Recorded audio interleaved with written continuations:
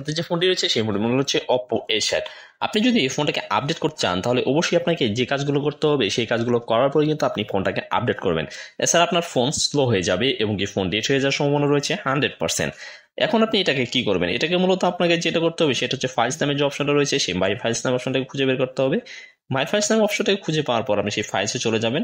ফাইলসে যাওয়ার পর আপনার ফোন স্টোরেজ 5 থেকে 7 জিবি খালি রাখবেন। অবশ্যই ফোন স্টোরেজ 5 থেকে খালি রাখবেন, কারণ 5 থেকে 7 জিবি খালি না রাখলে সেটা যখন ইনস্টলিং হয়ে যাবে তখন যদি স্টোরেজ খালি না পায় সেক্ষেত্রে কিন্তু আপনার ফোন আপডেট করার পর হ্যাং হয়ে যাবে। দ্বিতীয়ত যে কাজটা করবেন সেটা হচ্ছে সেটিংস নামে যে অপশনটা রয়েছে সেই সেটিংস নামে অপশনটা খুঁজে বের করবেন।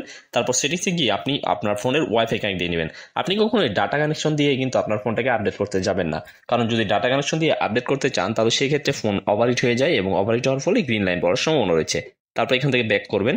তারপর এখান থেকে দেবো আপডেট কিভাবে করবেন। এই জন্য আপনি স্ক্রল ডাউন করবেন, দেখতে পাবেন নিচে অ্যাবাউট ডিভাইস নামে একটা অপশন রয়েছে। দেন আপনি সেই অ্যাবাউট ডিভাইসে ক্লিক করবেন। ক্লিক করার পর এখানে কলার ওএস নামে একটা অপশন রয়েছে, আপনি সেই কলার ওএসে ক্লিক করবেন। ক্লিক করার পর এখানে দেখতে পাবেন চেকিং ফর আপডেটস নামে একটা অপশন চলবে। এইটা যদি আপডেট দেওয়া না থাকে এখান থেকে ডাউনলোড নাও নামে একটা অপশন থাকবে, আপনি ডাউনলোড নাও ক্লিক করে আপনার ফোনের ফাইলগুলো ডাউনলোড করে নেবেন এবং সফটওয়্যারটা আপডেট হওয়া শুরু হবে। এক্ষেত্রে আপনি কখনোই ফোনটাকে আপডেট করার সময় অফ করবেন না, কারণ অফ করলে এই ফোনটা ডেট হয়ে যাওয়ার সম্ভাবনা রয়েছে 100%। সো এই বিষয়গুলো মাথায় রেখে যদি আপনি আপডেট করেন তাহলে আপনার ফোন অনায়াসে আপডেট করতে পারেন। এবং ভিডিও দেখে যদি ভালো লেগে থাকে তাহলে অবশ্যই চ্যানেলটি সাবস্ক্রাইব করে রাখবেন। আর আমার এই ফোনটা কিন্তু আপডেটের প্রয়োজন নেই, কারণ আমি কিছুদিন আগে এটা আপডেট করে নিয়েছি।